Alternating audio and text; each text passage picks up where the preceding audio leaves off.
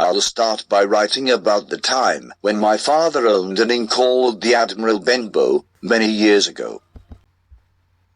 I remember the day when a man walked into the inn. He was tall and strong, with an old blue coat and a scar on his face. He looked around him. "This is a nice, quiet place. I'll stay here." "Please, take this up to my room," he said, pointing to a large wooden box. "You can call me Captain. And this is for you," he continued, handing my father 3 or 4 gold coins. The captain was usually a quiet man. He spent his days walking on the beach or on the cliffs.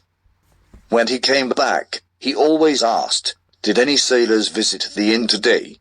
At first, we thought he wanted to find some other sailors, but later we realized that he didn't want any sailors to find him. In the evenings, the captain sometimes told stories about his time at sea. My father was worried that nobody would want to visit the inn because they would be frightened by the captain's stories, but I think people liked them. The captain stayed at the inn for months. He didn't give us any more money for his room, and my father didn't dare to ask him for more. One morning, the captain went for a walk along the beach. I was helping my mother to make breakfast when another man walked into the inn. He was thin and pale, with 3 fingers on his left hand. He sat down and asked, "Is this table here for my friend Bill?" I told him that I did not know Bill and said that the table was for the captain. "Well, my friend Bill might say that he's the captain," he said. "He has a scar on his face and likes to tell a story." "Is that him?" "Yes," I said. "He's gone for a walk." "Which way did he walk?" he asked. I pointed towards the beach. The man stood up and waited by the door for the captain to return. When the captain saw the man, he looked pale and ill. "Black dog," the captain said. "That's right," he replied. "I've found my friend Bill. We've had a lot of adventures since I lost these fingers." I left them to talk.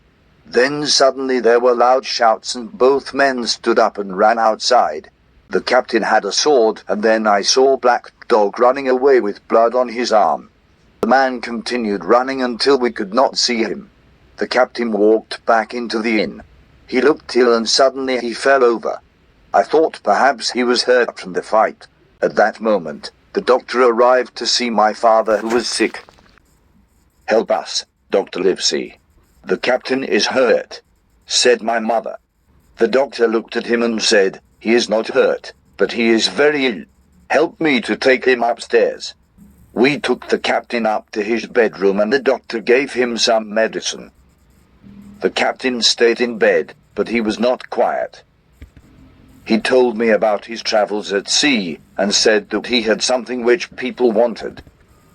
"Black Dog is not as bad as some of the other men," he said. "They all want to find me. Tell me if you see them." That evening, my father died. I felt terrible and forgot all about the strange things that the captain told me. Then, a week later, I saw a blind man coming down the road towards the inn. He stopped outside the door when he was near and asked, "Where am I?" "Will a kind person help me?" "You are at the Admiral Benbow Inn in Black Hill Cove," I told him. At that moment, he grabbed my hand. "Take me to the captain," he said. "Take me to him now." I walked with the blind man into the inn and took him to the captain. The captain looked very surprised to see him. "Now, Bill, stay where you are. I can hear you. Take this."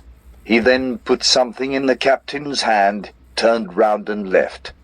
The captain looked at what the man gave him.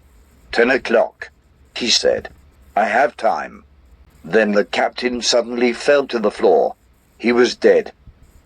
I found my mother and we talked about what we should do.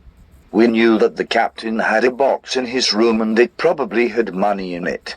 The blind man and Black Dog probably wanted this. I thought about taking the box to Dr. Livesey, but I did not want to leave my mother. We knew that we were in a danger. We decided to go to the nearest village and ask our neighbors for help guarding the inn. However, none of the people in the village wanted to help us. They did not come back with us, but one man went to tell Dr. Livesey. Other man said that we could have his gun. It was dark when we returned to the inn. We found the key to the box in the captain's jacket. I also saw the message that the blind man gave to the captain. It said, "You have until 10 o'clock tonight." We went upstairs and my mother soon opened the box with the key. Inside, we found some clothes, some guns, some papers and other things. We also found a bag with some coins inside. "We only have time until 10 o'clock, I said. "Let's leave before the blind man and black dog return." "I'll only take the money which the captain owes us," my mom said, opening the bag. We stood up to leave, and I decided to take the papers from the box, too. We walked as quickly as we could back towards the village, but as we walked, we heard the sound of people in the road behind us. "Take the money and run," said my mother. I'm too weak to continue. I did not want to leave her, so we stopped under a bridge where we could hide in the dark.